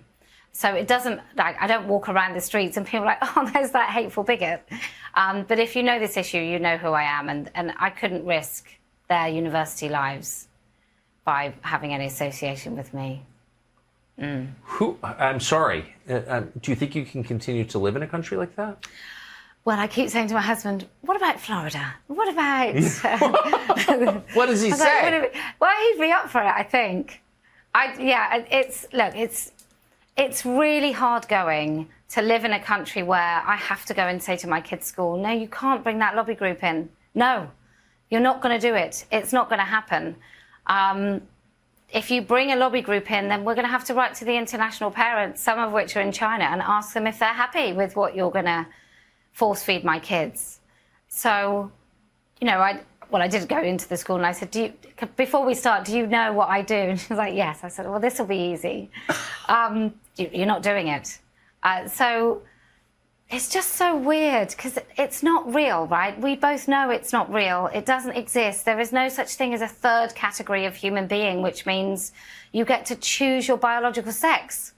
And kids are not trans. There is no such thing as a trans kid, like there's no such thing as a vegan cat, right? It's not true. Sorry, I'm a little slower than you are. It's taking me a minute to do jokes. I do apologize. No such thing as a vegan cat. That is deeply true. Because it's, cats don't act against their own nature, unlike us. That's fascinating. Have you, what? I know you've thought about this, and I wonder what your idea is about it, but what do you think the motive is? So a lot of very smart, very sophisticated people are spending a lot of time and a ton of money on a propaganda campaign designed to convince the population of something that's obviously not true and that is bad for them and their kids. Why are they doing that? I think it all comes to power. It's all about power. If I have the power over you to make you not say words that I don't want to hear, then that's a powerful position. Yes. I also wonder if we've got to the top of Maslow's hierarchy of needs and then it inverts and it just turns to narcissism. Can you explain? That is deep. Can you just unpack that a little bit for people who aren't familiar with what you're talking about? So Maslow's hierarchy of needs is all about what a human needs to thrive. So it might start with shelter, food, love, etc. And then you get to the top. And we're fulfilled human beings. And I believe that fundamentally you need a purpose. Yes. Which is why I tell my kids that that's why we're not billionaires. That's the only reason. Because then I would be without purpose. But I then think you get to this sort of luxury stage of life where there's no fight, there's no purpose. And then what have you got? You've just got yourself. And we're in moderately godless countries with less organized religion.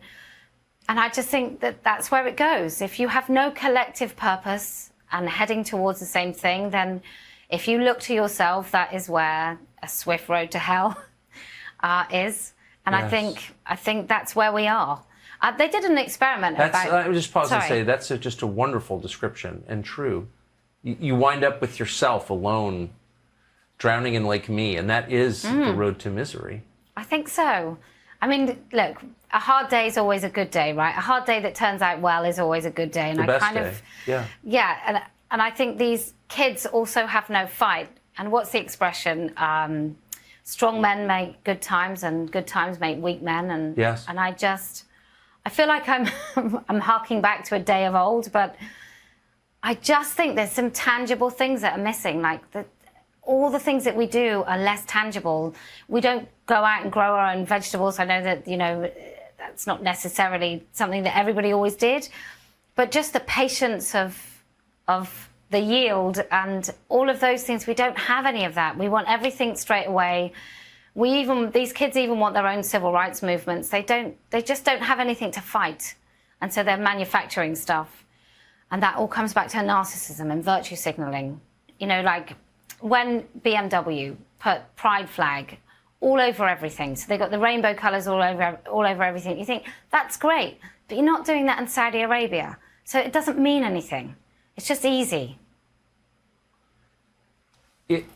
So you think that the people at the center of this who are funding it, HRC or Stonewall in your country, are motivated by sincere belief? Oh, no. No. I don't think they believe a damn word of it. I don't think there's a single person that is promoting this ideology that if they booked a professional babysitter called Jane, age 55, and a 6'2" man turned up called Jane with stubble, I don't believe they believe for a moment that that is genuinely a woman who they're going to leave with their kids. No, I don't think they believe any of it. But power is a wonderful thing. You'll say a lot of things for money and power. Like, look at half the country's politicians. Amazing. When parents go in, or when you have gone into schools and said, you know, no mas, we're not doing this. I'm just telling you, you can't do this, which is such a wonderful. I'm so thrilled to hear that you did that. Like, what kind of response do you get? Well, we're British, so it's often a little bit rustly and embarrassed. Rustly? I've never heard that. It's all like, you know, they're just embarrassed. People are embarrassed because we don't do direct very well, but that's why I belong in the States. Yes. I feel I do direct because I'm just not having it. Why bother having a conversation that lasts 25 minutes when I just need to tell you that it's not happening, and it's no. So I try to have those conversations. You have 3 boys? Is that where you learned that, raising 3 boys? Yeah, well, I've kind of always been this obnoxious, I suspect. I'm pretty clear on what my boundaries are. I think they've kept me quite safe. I think a lot of girls don't know what their boundaries are. And I also really believe in instinct. Yes. So if it doesn't feel right, it ain't right. A mouse doesn't think they might feel a cat and just hang around until they get pounced on. They leave, right? They trust their instincts. So I really do. I think it's a gift to understand what you should be afraid of. I couldn't agree more. I live by that. I always have. Trust your own instinct. Women are better at that than men are. Men overthink things. We've got more to fear, I think. Yeah. That's why. But I was talking to one of your team, and I was saying that I was in a toilet outside of Heathrow, coming back from holiday, and I'm in the loo, and a man comes into the women's toilets, and I swear every woman's had this experience when you're in a female-only space and you hear a man's voice, and you just stop breathing. Now, you don't stop breathing voluntarily. You just do it so you can hear exactly what's going on, where he is, what he's doing, and until the moment that door shuts and you hear the walk away, you are not breathing audibly. You are quiet. You are really, really still. Now, I'm not a man, never been a man. It may surprise you to know. But I've never been a man, so I don't think men experience that. But women do when we hear male voices. Men do not experience that. And so that's a gift. But yeah, I'm just not having it. Who are the other people who feel the way that you do? Well, it's a broad spectrum of women. It seems that way. Yeah. Can you describe them? Well, so you might have somebody like J.K. Rowling. Yes. She feels like this. I think she started off being a bit nice and thinking there were two sides. Well, I don't think that she expected to. I don't know her. Do you know her? No. But just from watching it, I didn't sense that she expected to spend a lot of time on this question. No. She just kind of threw it out there. Why hasn't she bowed? I think what happens is you try and say two sides, and you say that I love these people and I respect these people, but women need rights, and then the vitriol is so enormous and the violent language is so shocking that you're like, right, okay, fine. All right, let's just stick to women. That's what I'll do now. And I think she will become stronger and stronger in her position. I believe I think she kind of has to be honest, because she does have the ear of the world. And therefore, I think she is right to speak up. She's really taken a lot of, I haven't followed it that closely, but she's taken a lot of abuse, right? Oh, yeah. Oh, yeah. I mean, I've had pictures of my kids shared online, where I live, what my husband does, what our house looks like, what schools my kids go to. No way. Yeah, and the police said, well, you do say bad things.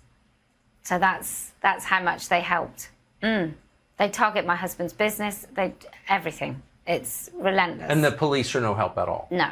Until recently. I've recently got a police officer to listen and just said, this is quite serious now. So, yeah. You must be so disappointed in the country you grew up in. I am. I am really disappointed. I just didn't know how little women were cared for. I really didn't. I mean, perhaps I'm the most naive woman on the planet, but I sort of thought I had rights, and certainly the right to speak.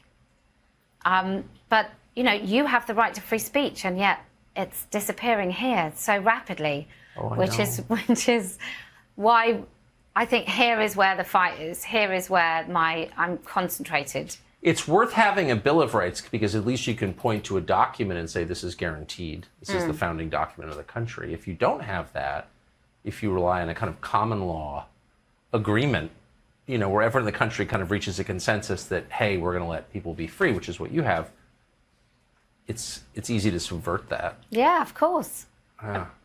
Tell us, if you would, the role of the drug companies, the pharmaceutical companies in this ideology. Well, where there's money, there's always a chance to exploit, isn't there? And people like money. And these drug companies seem to really enjoy quite a hefty amount. I mean, look, you trans a child, and I use that knowing that probably we don't think that's a thing. But you get a child on puberty blockers, you've got a medical patient for life. And it's never going to be enough. I mean, the surgeries are so barbaric. Male to female, I think they're pretty bad. I think I won't divulge into too much of how grotesque some of these side effects are. But there was a young woman... You don't hear a lot of these details, I will say. And we've covered the story 50 times. I'm not even familiar with the details, but they're pretty awful, right? Well, yeah. I mean, if you fold skin into a place that it shouldn't go, it will rot. So, sorry. Duh. And for girls, it's not feasible to create, like, let me find okay. You're in America. Okay. Slightly less embarrassed here. All right. So it's very difficult to create a penis, right? Yes. I don't have one. I hear they're quite impressive items. Men think they are, yeah. Right. Have you seen the Washington Monument? No. I will go and have a look, though. So they're impressive things. Like, our bodies are impressive. Like, even if I talk about my little finger, it's impressive that I can touch a table and I can feel it, right? So I'm guessing the penis is far more complicated. You can't make one by cutting the entire skin off a girl's forearm, fashioning it as a tube to create a penis, taking a square off her leg to replace that flesh, which then often dies, and then all this bit dies, so she gets necrosis. Then they try and create a penis, which will obviously never work because it's not a penis, it's the skin of an arm. And one girl had 32 corrective surgeries, and one of the side effects of the surgeries, which she was urinating from her anus. You probably won't be able to say that, but the side effects, 32 corrective surgeries in itself is just horrendous, but these sort of side effects are something out of, I don't know, some dystopian horror novel. It's profoundly, I guess the fact that it is so profoundly grotesque is why we don't talk about it. It's very difficult to tell people what's happening. But well, we don't talk about any of the details. I mean, I recently was interested in, we have this admiral in the United States called Rachel Levine, and who has a couple kids and was married as a man. And I was just interested, because my job is to be interested in what was this guy's name before Rachel. It was a pretty recent conversion, actually. Couldn't find it. I ultimately found it, asked someone to find it for me, but it's not on Wikipedia, which is our supposedly accurate encyclopedia that people use here. So a lot of the details are hidden. Like, you're not supposed to know the details, and that's usually a red flag, right? Yeah, it's sinister as hell. So are there a lot of these surgeries on young people, on like full the genital reassignment, constructive plastic surgery on genitals? Is that common? Yeah. So I interviewed a young man, and he'd only identified as trans for about 6 months when he had his testicles removed. Oh, come on now. Yeah. I mean, even girls that don't say that they're boys, but just that they're non-binary, which is the most ludicrous, indefinable... What does that mean? Do you know? It means I'm very, very special. I think that's what it means. It means give me all your focus and I'm a narcissist. I think that's what it means. Or I hate being a female. And apparently the most any girl thinks a female is, who calls herself trans or non-binary, is breasts. And so they get removed. And sometimes that leaves no nipple.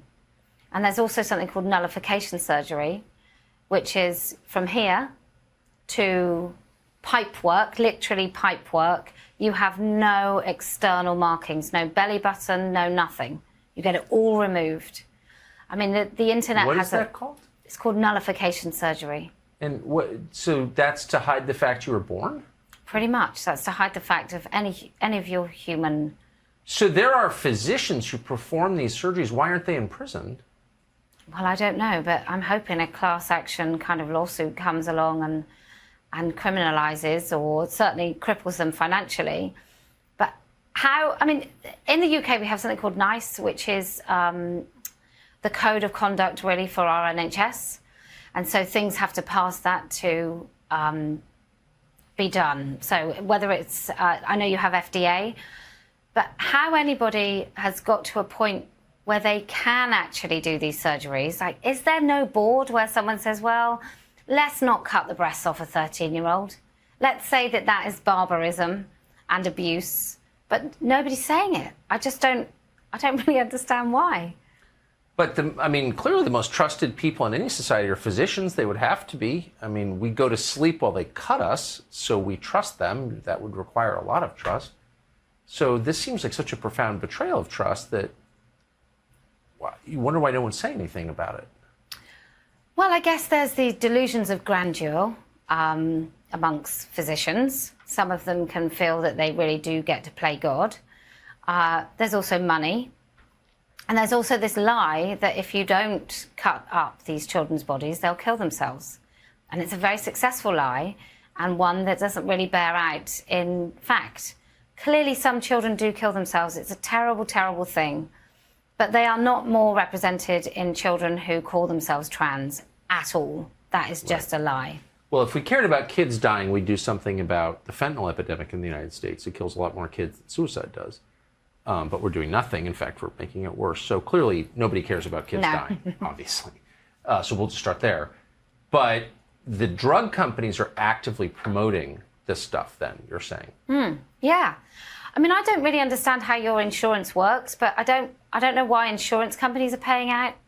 Maybe they all have the same shareholders, so nobody cares. But insurance companies pay out to access this medicine.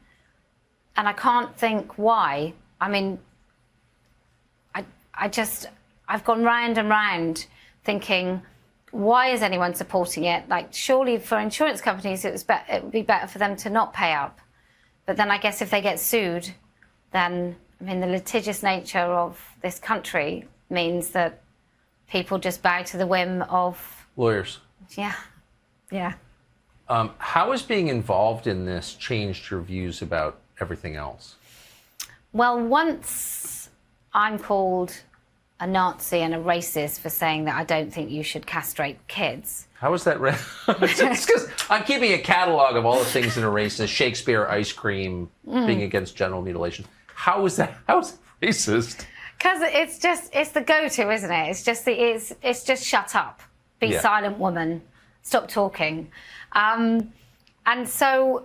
Once you understand the lies that have been told about me, and who am I? I'm nobody, right? But the New York Times has printed stuff about me that's not true. Once you know that they can do that, then all bets are off on what people can say about anyone at any time and anything. So it's changed my view on everything. I take no news report, nothing as read. I believe nothing. I was a cynic before because that is the natural English kind of disposition. Yes. But now I don't trust anything. I don't trust anyone. I don't trust a single news report. I think that I see more. So recently, the whole thing with Donald Trump, I think I'm able to see it for what it is, as opposed to the narrative and the thing that I'm supposed to believe. You know, I find it really interesting that the UK went nuts about Donald Trump. I'm like, he's not even, do you know he's not actually in the UK? You know, he really is. And he was democratically elected in a country that is free. And you'd rather protest Trump than, like, President Xi. Like, so come on. So I think my view on everything has changed. My view on the left and right has changed. I think the right might be a little bit sexist, but the left is deeply misogynist, and I'll take a sexist over a misogynist any day of the week. That's fair. What's the view of this stuff in the rest of the, you know, one of the great problems with being American is we're so physically cut off from the world that it's hard to sort of know what the rest of the world thinks about anything. You're a little closer to the rest of the world on your island. What do you know, how does the trans stuff play in, say, China or Japan or India or? China probably not so much, because they don't go for any of that. They're quite homophobic. They're quite, you know, they've got a little bit of a Muslim issue problem. They're not very nice about anyone. So China, I don't think. Japan is crazy about anime and about women not being anime. So there is a movement in Japan of men that declare their love for 2D over 3D women. So I think probably it can be taken up there, but everything is taboo. Australia... Losing the war was bad for them. Something bad happened to the Japanese after Hiroshima. I know, it's such a lovely culture. And then you talk to anyone that's left, and they're like, I would never go back. I'm like, oh, okay, I'll take your view. No, it's a wonderful country in so many ways, but there's something really diseased at the heart of it. Yeah, I think so. I think once normal things are taboo, grouped in with things that really should be taboo, then everything becomes just really out of perspective. Australia is terrible. You know, it kind of goes hand in hand with some of the pandemic stuff. So if they're crazy on the trans and the woke stuff, they're crazy on the pandemic and the COVID stuff. New Zealand, who knew? Totally whacked, totally crazy on... I had a billboard put up in, another group put up my billboard in Wellington. It got removed for hate speech. Canada, you can lose your kids. What does your billboard say? Oh, it says woman. Adult human female. Yeah. Noun. Adult human female. It's a dictionary definition. And that was taken down for hate speech. Yeah. Quoting the dictionary. Yeah. Australia, they're criminalising women, including sort of university lecturers. They're being handed out of their positions. Germany, they've gone for self-ID, so it means you just have to fill in a form and say, I'm a woman. You're legally recognised as a woman. I think it's the same in France and in Spain. You know, it's sweeping everywhere, and it's the same playbook, which is why it's extra sinister, which is why it's very powerful. So in every country, it will be universities, schools, healthcare, police, judiciary. It's everywhere. And it's really similar tactics. And the first thing they do, which is why my campaign is all about the word woman, is they make the word woman only okay to say if you're talking about a man. He can be called a woman, but I can't be called a woman. I might have to be called a cis woman or something else. What is that? I haven't taken the time to learn the definition of the word cis, C-I-S. What does that mean? Well, I think you're right not to take the time because it doesn't really mean very much. I think it's to do with chemicals, and it's like if a trans is to change and cis is to remain, but I have no idea. I choose not to use the language of those who seek to destroy my rights. And so I don't really use their language. I refuse to use transgender, trans woman, none of it. They're not having any of it. You're incredibly articulate in the way you explain all of this. What did you plan to do with your life when you were like 18? Oh, I thought I was going to be a singer. A singer? Well, I trained as a teacher. I went into sales. I was good at sales. Right? I was great at sales. And then I had my kids. And once my son was born, I thought I was going to go back to work. And I looked at his gorgeous little face and I thought, I don't want to do anything else but to raise my children. And very happily married. And I've got 4 kids. And I was happy. I was really happy. And then this thing came along and I just thought, if not me, then who? And if not now, then when? And so I decided it was going to be me. How many people in England who you know personally are happily married with 4 kids? Probably not very many. Yeah, that's right. Mm. That describes my life, and I would recommend it to anyone. Yeah, it me seems too. a very rare thing, which is weird because it is the source of so much happiness. So what's your next move? Well, it's got to be here. So I have a store in the States online, which is adulthumanfemale.us. And it sells all this stuff. And the idea is it does a couple of things, right? One, empowers somebody who maybe can't speak to be able to speak, which sounds really lofty for something as simple as a T-shirt or a sticker. But it stops women feeling isolated. It also means if someone sees you wearing the message, you be the billboard, right? That's the whole thing. You are the billboard, because I can't put up a damn billboard because they get taken down. So it's just about encouraging American women to speak. Look at the Loudoun County parents. They changed their kids' futures by going and talking. Like, what an incredible group of parents. And I think that's what women need to do. They need to, look, I know Democrats who knew Biden was going to sign this executive order to cancel all their rights, and they still voted for him. I want women to appreciate that they are enough. That's what they need to channel the fact that they need to fight for themselves like they would if it was their child or their best friend, and they would fight. And so that's what women need to start doing. They need to think that this issue is important enough to forgo all other issues. Because without our rights, we have absolutely nothing. We don't have a hospital room without a man next to us. Well, you might in the US because you've probably got better healthcare. We don't have our daughters being able to access women-only spaces without men in them. We don't have our sports. We don't have anything. And so my next move is just to keep telling women, and I talk to women, not for them. It's about, I don't care who you vote for. I don't care how rich or poor you are. I don't care what your race is. First and foremost come women, and then you can deal with the rest. Like, women can argue about reproductive rights until the cows come home, but you haven't got any chance of even having a conversation if you can't define what a woman is. Right. I mean, if you really hated women, this would be a fantastic way to kind of subvert the whole thing. Like, we finally found a way to make them shut up. Yeah. By denying their existence. Yeah.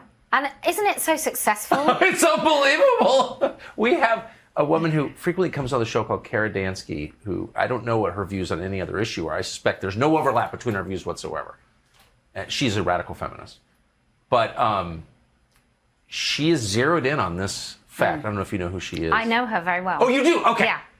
I think she's wonderful, just speaking for myself, because she's like, she gets that. She gets that one thing. Like, they're trying to erase us. You know, I have 3 daughters. I actually love women just by my nature. So it's like, she focuses on that, and she's like a savage. So impressive. Yeah. Well, look, it's a big fight. It's a really scary. It's like an immovable. It's like an invisible monster, right? You can't say what it is if you can't say what it is. You can't point at the monster if you're not allowed to label it. And at the moment, we're not allowed to label it. In the US, you can't say, like the Wee Spa incident where the man went in and sat in the hot tub or whatever with a mother and daughter. Nobody was allowed to say that was a pervy man.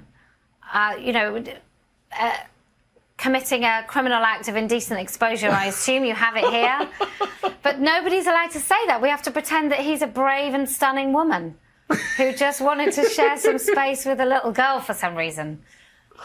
One great advantage that women have, especially as they get to middle age, is they can use the term pervy man with total self-confidence, knowing this world is just filled with pervy men. That's just like, women know that. Is that fair to say? Yeah, I think so. I think we've come across enough in our time I think you have. to understand. But it's sinister as hell that we can't say it. I think agree. that's the really scary thing about this. We can say that some lech in who follows us into a public toilet who's dressed as a man, we can say that we don't like him in there and that's fine. But as soon as he sticks on women's clothing, that's it. We're not allowed to say that anymore, and it's really frightening. Last question. Does it feel a little bit patronizing that being a woman, womanhood, has been reduced to clothing choices? It's a kind of a shallow definition, right? Yeah, well, it's very suitable to the whole movement, though, isn't it? Because it is shallow. It's the There's nothing deep and meaningful about the movement of men saying that they're women. It is all very shallow. I mean, there's a lot of themes that come from pornography and the sexualization of women. Like, if we weren't hated and sexualized, you couldn't reduce us to just our body parts. But our body parts are the very least of us, but they are definitely the very basis. Our bodies are the very basis of who we are. We are nothing without our bodies. We are not anything but our bodies. Now, that doesn't mean that you can't have souls or anything on top of that, but the very basis of everything we are is our body. And so to reduce us to pretend that that's not part of what every single woman on this planet is just grotesque. Man, you're amazing. Kelly J. Keane, I appreciate so much. You're even more impressive than the clip that we played of you. Thank you for coming on today. Kelly J.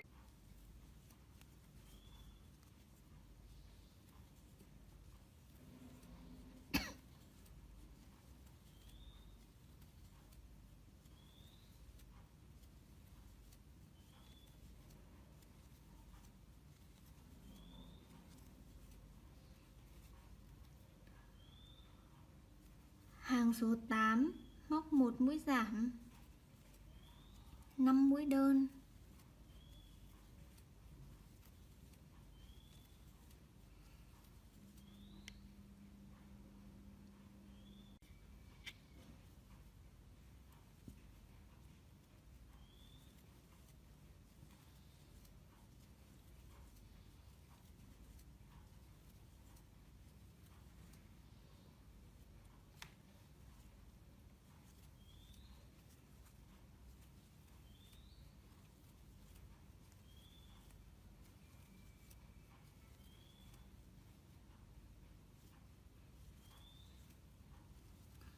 Một mũi giảm, 5 mũi đơn.